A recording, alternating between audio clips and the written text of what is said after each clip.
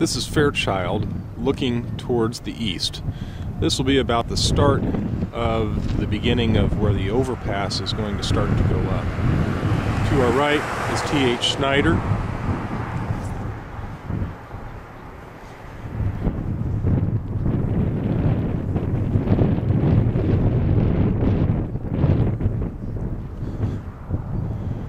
To our right here is what is going to be the Collett Alley, so-called on the plans.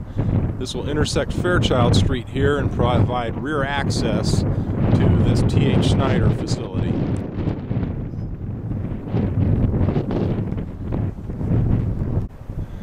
This is the west entrance to the existing underpass.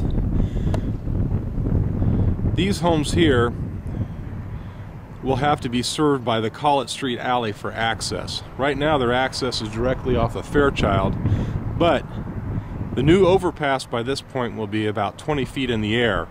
So there will be no frontage access to them. We have to provide access to the rear through that new alley.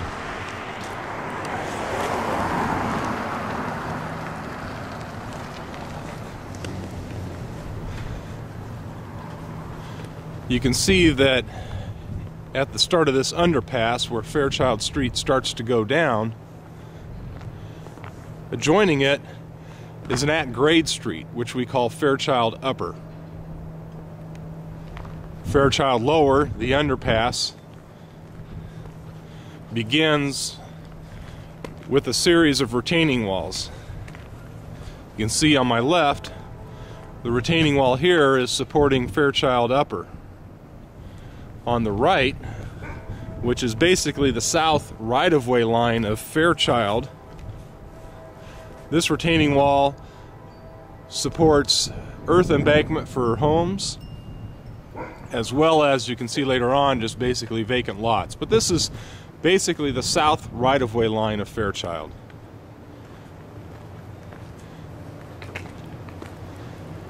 As I walk down the underpass, you see those arches up in front of us.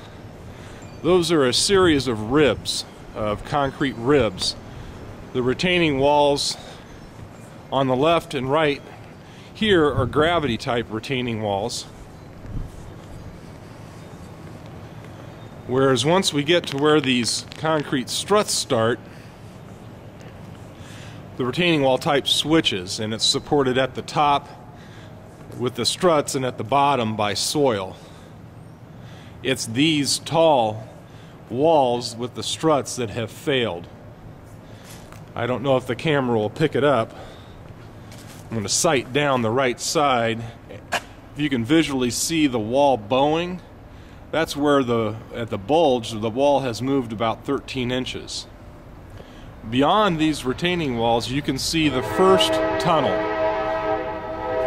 And the first tunnel supports the two North Fork Southern tracks and the CSX siding tracks.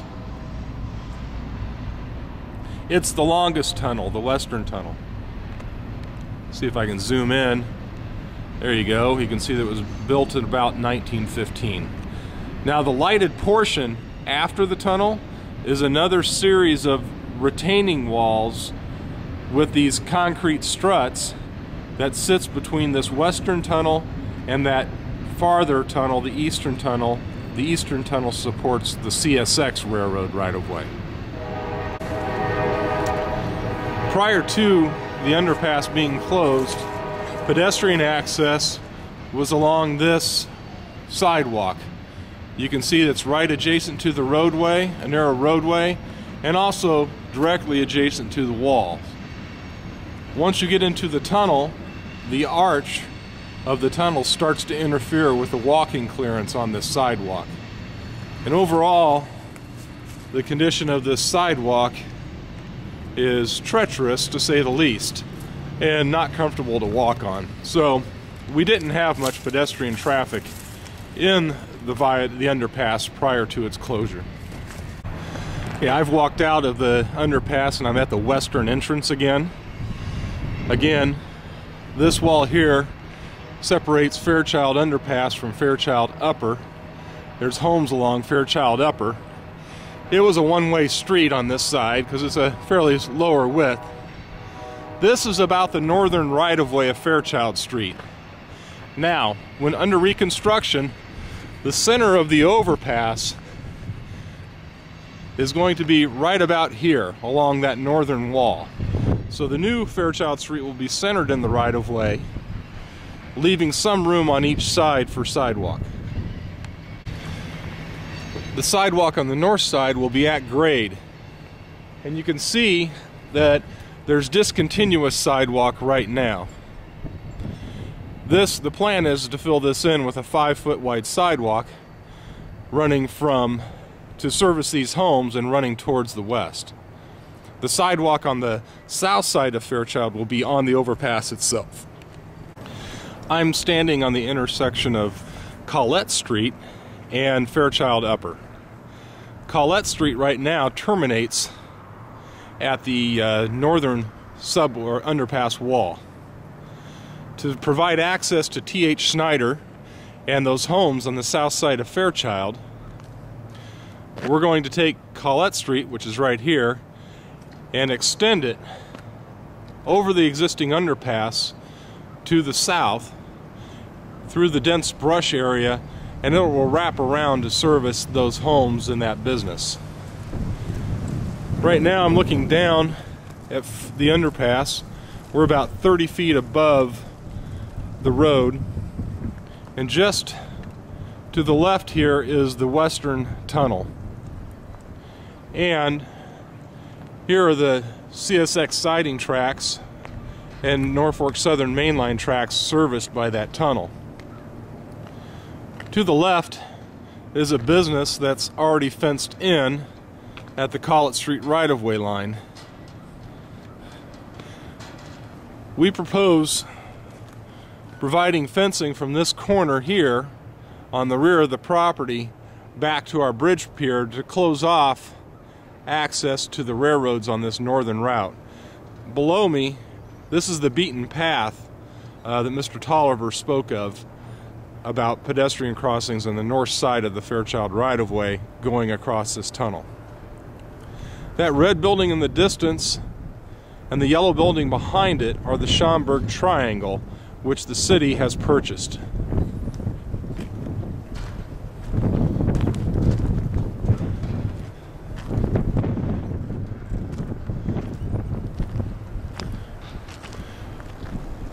Here's fencing on the west side of the CSX siding that extends to the north.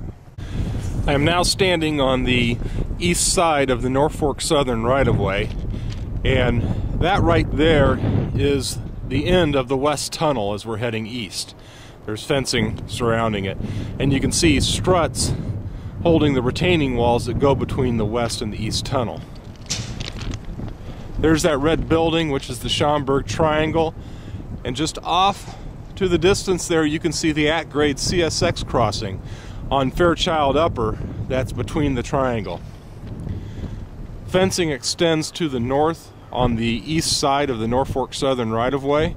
We plan on connecting fencing from this point here back to our new bridge abutments, which will be in this location.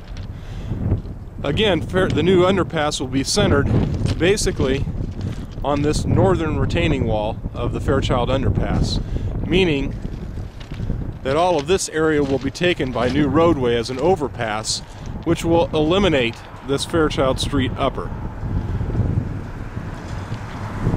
This is another section of Collette Street on the eastern side of the west tunnel. It will dead end into the new bridge. These people on Collette Street wrap around here and it turns into Fairchild Upper, which is where this car is going, and it will be hitting the at-grade CSX crossing that's going to be closed. I'm essentially at the center of the Schaumburg Triangle right now, which the city now owns, but is still being used by Schaumburg until they get their new facility built.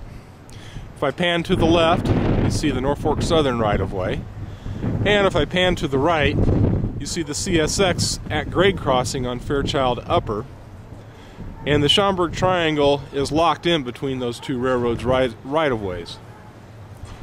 access will be difficult to them, which we'll cover in a moment. If I pan directly behind me, this is Kimball Street, dropping down to intersect the Fairchild Underpass. It's closed off and has been for some time. It's composed of retaining walls with those concrete struts at the top. You can also see steel struts that have been previously installed to stabilize the structure. Kimball Street will be filled in as well as the Fairchild Underpass, and Kimball Street will be brought up to grade and will be used as access for the Fairchild or the Schaumburg Triangle, and I'll detail that in a second. I'm going to walk towards the CSX right-of-way. This section of the underpass is retaining walls between the tunnels. We've already passed the Norfolk Southern Tunnel, the western one.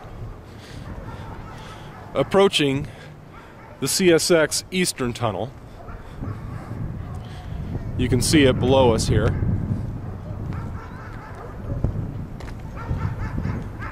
This is the CSX crossing that will be eliminated. Please recall that the new Fairchild will be basically centered on the northern right-of-way line. The edge of the structure will be right about here.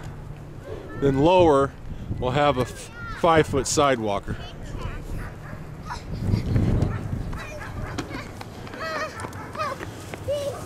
To access the Schaumburg Triangle, which will be bounded by the railroad right-of-ways and the new structure, we propose leaving this opening between the CSX right-of-way and the bridge abutment as a permanent easement. This property here is owned by a contractor, will remain under their control,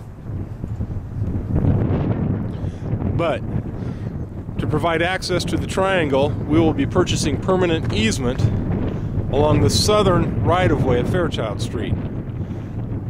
As I head west here, along the southern right-of-way, I intersect Kimball Street that has been brought up to grade to provide access. This fencing here will be relocated from its current position to the left on the south side of the permanent easement. A gate will be installed across here to prevent pedestrian access. There is already fencing along both sides of the CSX right-of-way. This extends south for some distance along CSX access road, and there's also fencing on the eastern side of the CSX right-of-way. So really, there's not any pedestrian traffic that can come across the existing fencing, but we will provide this gate as discussed at the last meeting.